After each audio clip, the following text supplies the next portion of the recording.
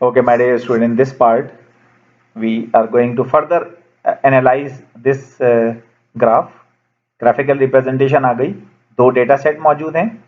अगर डॉक्टर्स के पास आने वाले पेशेंट्स हैं तो डॉक्टर ये कह रहा है कि मेरे पास पर्टिकुलर डिजीज में आने वाली जो फीमेल हैं उनकी एजेस मेल्स के मुकाबले में ज़्यादा हैं, और मेरे पास जो पेशेंट्स हैं टोटल, और वो तकरीबन 25 ईयर्स से लेकर 45 ईयर्स के दरमियान के हैं। इसी एज ग्रुप के मेरे पास पेशेंट्स आते हैं। बहुत सारी चीजें यहाँ से ड्राफ्ट की जा सकती हैं। अब एक बात तो तय हो गई कि इनके दरमियान लेवल का फर्क है, तो पहली स्टडी बन गई। दूसरी स्टडी क्या हो सकती है? आप देखें दोनों में फर्क। बॉक्स प्लॉट की ब्रेथ देखें, क्या ब्रेथ अलग अलग है? नहीं, ब्रेथ बिल्कुल सेम है। जो इसकी वाइडनेस है वही इसकी है। क्या लेंथ में फर्क है? यकीनन लेंथ का डिफरेंस मौजूद है। याद रखें, अगर बॉक्स प्लॉट की लेंथ में फर्क आ रहा हो तो इसका मतलब it is reflecting change in variation level. तो याद रखें, अगर दो डेटा सेट्स के दरमियान वेरिएशन का डिफरेंस हो तो इस डिफरेंस को हम कहते हैं कि ये एफ टेस्ट सिग्निफिकेंट है। ये यहां लिखा हुआ नजर नहीं आ रहा, लेकिन आप चाहें तो अपने पास नोट डाउन कर लें। अगर बॉक्स की प्लेसमेंट ऊपर नीचे हो तो इसे हम कहते हैं टी टेस्ट सिग्निफिकेंट, कि जो because it is reflecting the differences between the averages। लेकिन अगर इनकी दरमियान लेंथ का फर्क हो तो हम कहते हैं कि वेरिएशन का जो टेस्ट है वो सिग्निफिकेंट है। और टेस्ट ऑफ वेरिएशन, यकीनन वेरिएंस रेशो का टेस्ट हमारे पास फिशर्स एफ टेस्ट होता है। वो उसकी स्लाइड्स भी मेरे पास प्लेलिस्ट में पड़ी हैं, आप इस वक्त चाहे देख लें उसे। ये एफ टेस्ट की ग्राफिकल रिप्रेजेंटेशन है। तो अब इसको हम किस तरह से लिखेंगे? यकीनन वेरिएशन की टर्मिनोलॉजीज अगर आपको याद होंगी तो आप आसानी के साथ इसको ड्राफ्ट कर सकते हैं। तो पहली terminology, the more the length of the box plot is showing the data is more variable. Obviously the lesser the length will be lesser the variability. इसी तरह more the length will be lesser the consistency. याद रखें, consistency जब data loose करता है तो उसका box अपने साइज को, अपनी लेंथ को बढ़ाता है। और and the lower the length is more the consistency, smaller the length will be more the consistency। एक और टर्मिनोलॉजी है हेट्रोजेनिटी। तो हम कहेंगे इस डॉक्टर के पास आने वाली फीमेल की जो एजेस हैं उनके दरमियान कुछ हेट्रोजीनस बिहेवियर है। तो since more the length of the box plot is showing the heterogeneous response, similarly lesser the length will be, yes right, homogeneous the response. तो मेल की एजेस के दरमियान होमोजेनिटी ऑब्जर्व हो रही है, फीमेल्स की एजेस के दरमियान हेट्रोजेनिटी ऑब्जर्व हो रही है। You can write it in your draft like this। And last but not least, मैं हमेशा डाइवर्सिटी की बात करता हूं, तो more the length is more diverse the response, lesser the length will be lesser the diversity। और अगर आपने ये सारी टर्मिनोलॉजीज याद कर ली इन बॉक्स प्लॉट को देखते हुए, तो आप एफ टेस्ट के साथ साथ, उसके रिजल्ट्स के साथ साथ इसको इन टर्मिनोलॉजीज के साथ भी ड्राफ्ट करना सीख लेंगे। तो जब ये बुनियादी काम हो गया तो अब हम चलते हैं अपनी एक केस स्टडी की तरफ। जो केस स्टडी आप लोगों को मैंने कुछ पार्ट पहले दी थी, वो जो टास्क आपका था वही टास्क अब आपके सामने ग्राफिकल फॉर्म में मौजूद है। As it is mention on the heading exploratory analysis for the quality ranks from the field managers of a pharma company. तो in 2011 when I went to train some field executive of a pharmaceutical company, तो चूंकि उन्हें हमने बिल्कुल university के students की तरह पढ़ाया, उनके हमने टेस्ट लिए, उनके रिजल्ट्स की बेसिस पर उनकी डेजिग्नेशन के जो है उसमें अपग्रेडेशन हुई, उनके पैकेजेस वगैरह के अंदर अपग्रेडेशन हुई।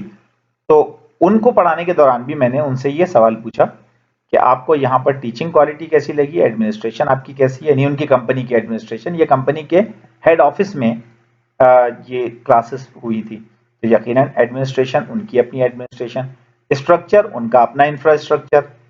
तो अब देखें तीनों बॉक्स प्लॉट में, सबसे पहले तो मैं कहूंगा सर जॉन वाइल्डेट टुकी के रंग में रंग जाएं आप, पहले उनके कलर में आए, वो किस तरह से सोचते हैं।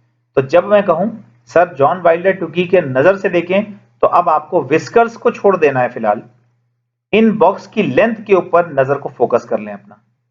तीनों बॉक्स आपके सामने मौजूद हैं, तीन लेंथ्स आपके सामने मौजूद हैं। अब मुझे बताएं इन तीन लेंथ में से सबसे कम लेंथ का बॉक्स प्लॉट कौन सा है? यकीनन आप, योर आंसर इज राइट, आपको स्ट्रक्चर के बॉक्स प्लॉट के अंदर ये सबसे लेंथ कम नजर आ रही है। तो अब using the same terminology of variation मैं ये कह सकता हूं कि स्ट्रक्चर के ऊपर मामला कंसिस्टेंट है।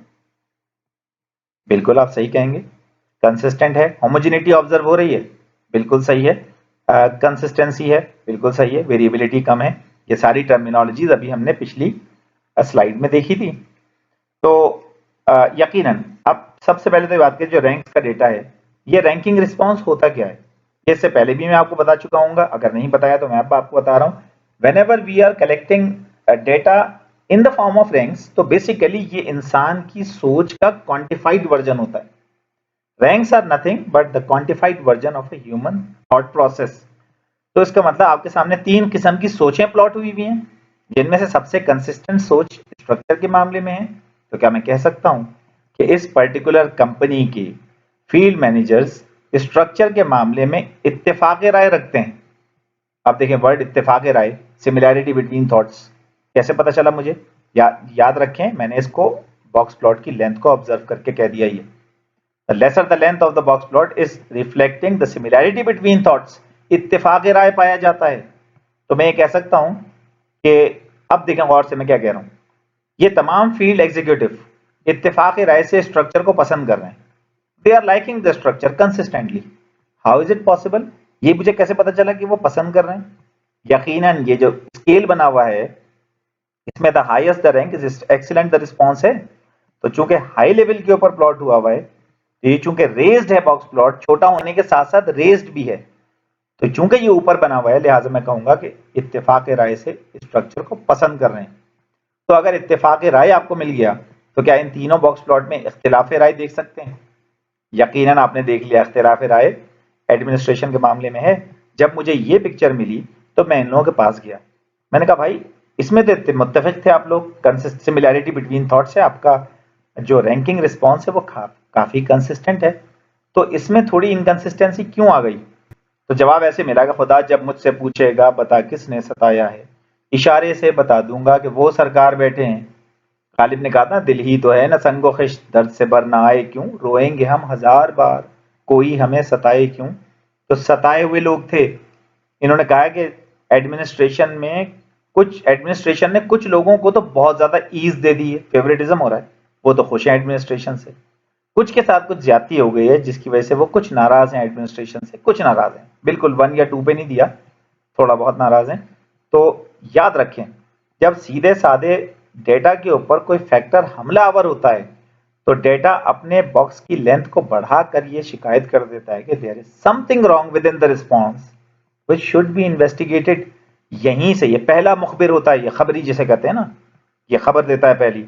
अगर बॉक्स प्लॉट के अंदर अनयूजुअल लेंथ बढ़ रही हो, तो हम इस हेट्रोजेनिटी की स्टडी करते हैं, बाकायदा स्टडी ऑफ वेरिएशन के थ्रू, और फिर वो फैक्टर्स तलाश करते हैं कि जिनकी वजह से ये वेरिएशन पैदा हो रही है, और फिर उनका सद्देबाब सजेस्ट कर देते हैं। तो यही हो जाती है पूरी की पूरी रिसर्च। अब इस डोज को मैं थोड़ा सा हाई कर रहा हूँ। इस डोज को हाई कैसे कर रहा हूँ? मैं यहाँ पर एक अदर टेबल दे रहा हूँ, एनोवा टेबल। अब एनोवा जिन लोगों ने मेरी प्लेलिस्ट से नहीं पढ़ा, तो उन लोगों के लिए तो एक शौक है, ये क्या हुआ है, तो अचानक हाई डोज आ गई हमारे पास।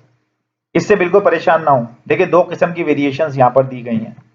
पहली वेरिएशन बिटवीन ट्रीटमेंट्स, यानी इन एवरेजेस के दरमियान क्या वेरिएशन मौजूद है। तो वेरिएशन का मतलब ये एवरेजेस क्या एक लेवल में है? यकीनन एक लेवल में नहीं है, ये तो डिफरेंट है। तो इनके दरमियान जो वेरिएशन आ रही है, वो वेरिएशन यहां पर लिखी हुई है। इसी तरह इनके दरमियान, इनके अंदर वेरिएशन जो मौजूद है, वो भी लिखी हुई है, वेरिएशन विद इन ट्रीटमेंट। इसी को कहते हैं खैरत से राह रो रोशन बसर है। खैरत क्या है? चरागे राह गुजर है। दुरूने खाना हंगामे है क्या क्या, चरागे राह गुजर को क्या खबर है। तो यही अब देख के मुझे बताएं कि बिटवीन ट्रीटमेंट वेरिएशन ज्यादा है या विद इन ट्रीटमेंट ज्यादा है। तो अभी आप देख के ये कहेंगे कि between treatment with in treatment से ज्यादा है। इसी वजह से पी वैल्यू सिग्निफिकेंट है। इसका क्या मतलब पी वैल्यू सिग्निफिकेंट है? सिग्निफिकेंस क्या होती है? तो इसके लिए जाहिर है कि आपको मेरे इन्फरेंशियल लेक्चर्स देखने पड़ेंगे, जहां से मैं ये बताने की कोशिश आपको कर रहा हूं कि ये पी वैल्यू से हम सिग्निफिकेंस को किस तरह से मालूम कर लेते हैं। और जो लोग सीखना चाहें तो वो इन्हीं लेक्चर्स को फॉलो करते रहें। मैं आगे इंशाल्लाह ताला ये जरूर बता दूंगा कि ये सिग्निफिकेंस किस तरह निकाली जा सकती है और इसे लिखने का क्या तरीका है। Thank you very much.